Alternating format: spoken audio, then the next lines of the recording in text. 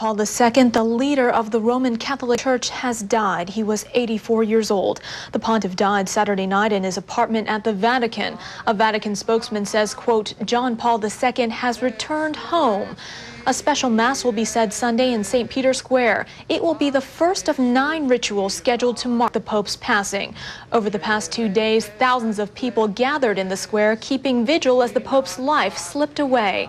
On word of his death Saturday, they prayed, then burst into applause, a testament to this pontiff's enduring popularity. He was a strong leader. He was a brilliant guide.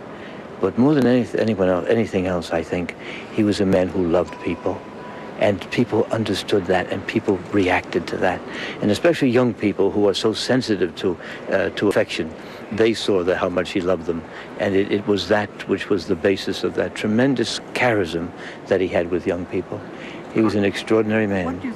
The death of Pope John Paul II marks an end to a memorable leadership of the Roman Catholic Church. Jim Bitterman has more now on the legacy of John Paul II's 26-year papacy.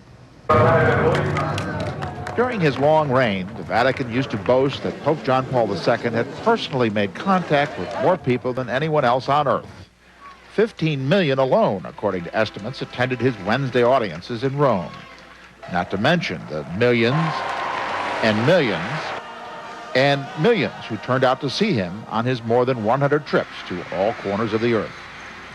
Add to that the billions who saw him on TV, and surely the Pope qualified as the most recognizable figure on the planet. And how did he use that visibility?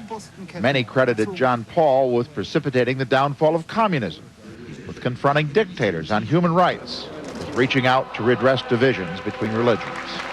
He used his priestly pulpit to comfort the downtrodden as he traveled throughout the underdeveloped world, and to confront the powerful as he did on the war with Iraq. Even some who acknowledge the Pope's failings rate him a success. Name any global figure who has achieved 100% of the things they set out to achieve. I think the measure of success really has to be sort of fidelity to one's own vision and the capacity to make that vision real.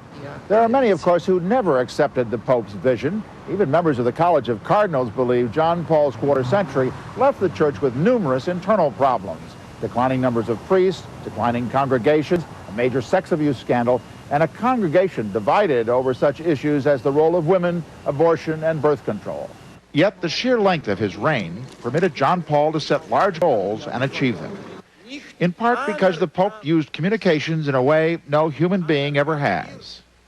He had no arms or army, just the force of his word, his moral megaphone, as the Vatican used to call it, which he used to the end of his days, hoping to move the world along what he believed was the right path.